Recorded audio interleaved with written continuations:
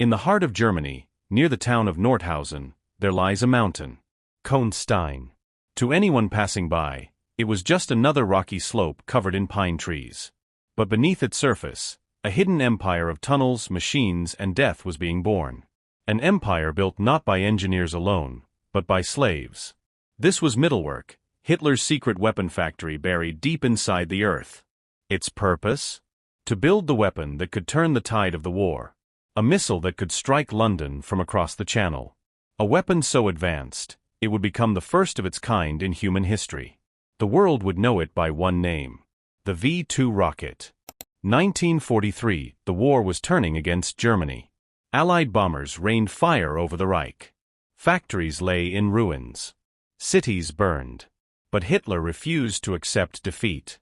In his mind, one miracle weapon, Wunderwaffe, could still save everything. The V-2 rocket would be that miracle. It would fly faster than sound, strike without warning, and shatter enemy morale. But there was one problem. Every factory above ground was being destroyed. So the SS made a decision that would change history. If the skies were no longer safe, they would move the war underground. In the summer of 1943, construction began. Deep inside the Kohnstein Mountain, the SS ordered the creation of a vast labyrinth of tunnels, over 20 kilometers long. It was called Mittelwerk, Central Works. 2 massive main tunnels stretched through the mountain, connected by 46 smaller passages.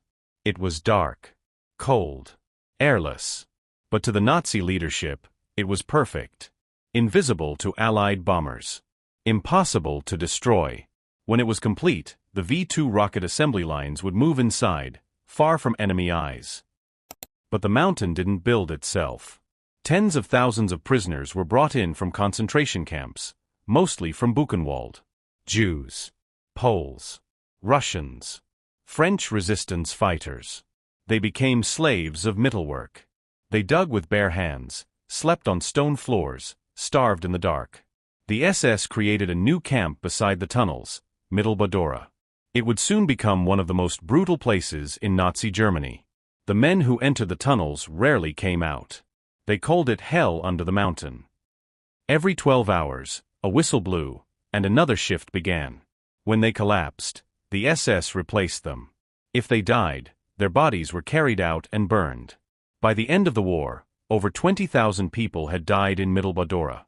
More than the number of rockets ever built there. Yet inside that mountain of death, something extraordinary happened. In August 1944, the first V-2 rockets rolled out of the tunnels.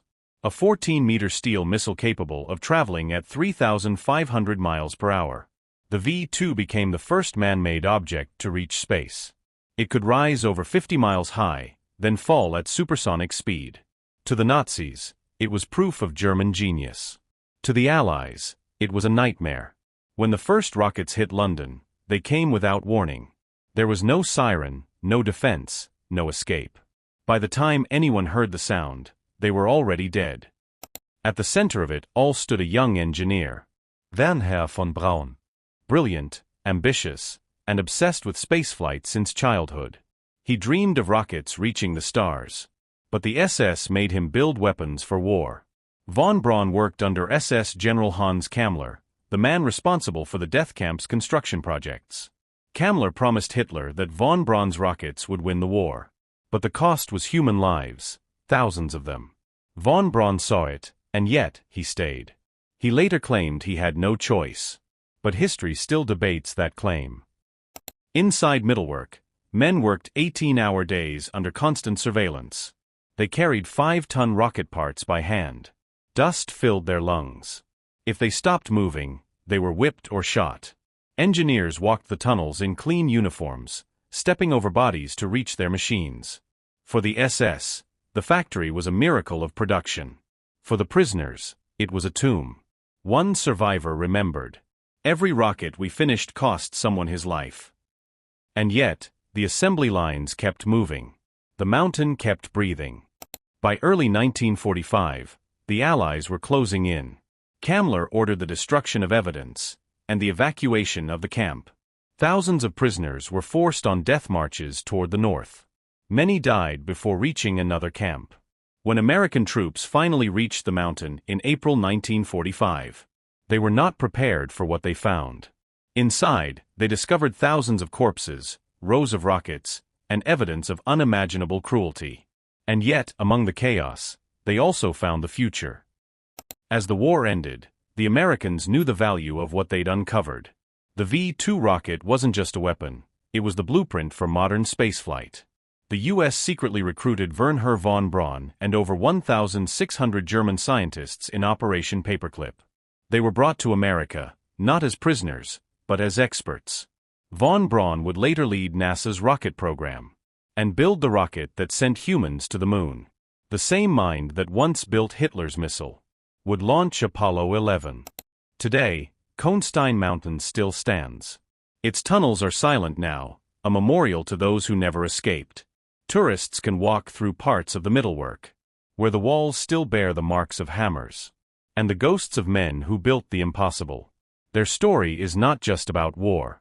It's about what happens when science serves power, when progress is fueled by suffering. The rockets that rose from that mountain changed the world. They began the space age. They made the Cold War possible. And they reminded humanity of a truth that still echoes through time. Progress can be born in darkness, but it always leaves shadows behind.